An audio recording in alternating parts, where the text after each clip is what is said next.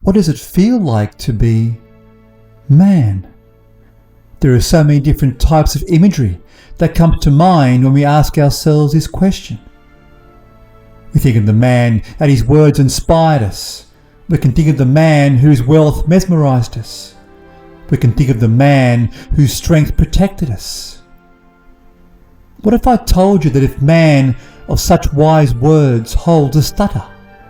What if I told you if the man of such wealth could still be broken? What if I told you that a man of such strength still becomes scared? What if man was all of these things? We can take a deep and philosophical look at what it feels like to be man, as perhaps there is more to it than what the images tell us. If we look back through history, we can see man as being the gladiator, the visionary, one whose self-esteem is empowered by the praise he takes from others. There can, though, be another side of man. That man can become depressed. That man can be 3 times as vulnerable as woman when it comes to suicide. That even when man is strong, it's not all it seems to be.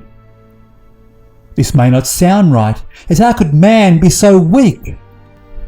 As man is so used to being in control, being in power, perhaps even dominant.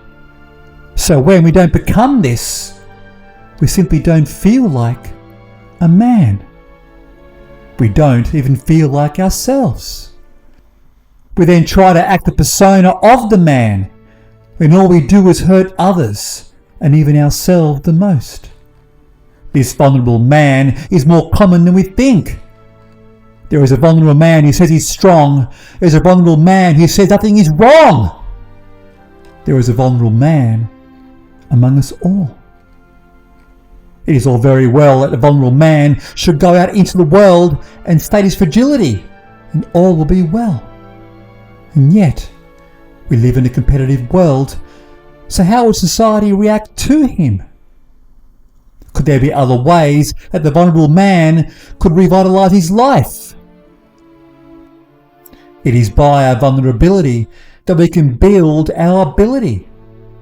And to be man is also to be human. So if we believe that being a man carries a burden, we can then redefine what being a man is all about. And that is rediscovering our own individual character. Redefining our own values, what is important to us as individuals, and not as a species. Responding to our hardships that is congruent to our own principles, and not be tied to what is believed to be as man would want it.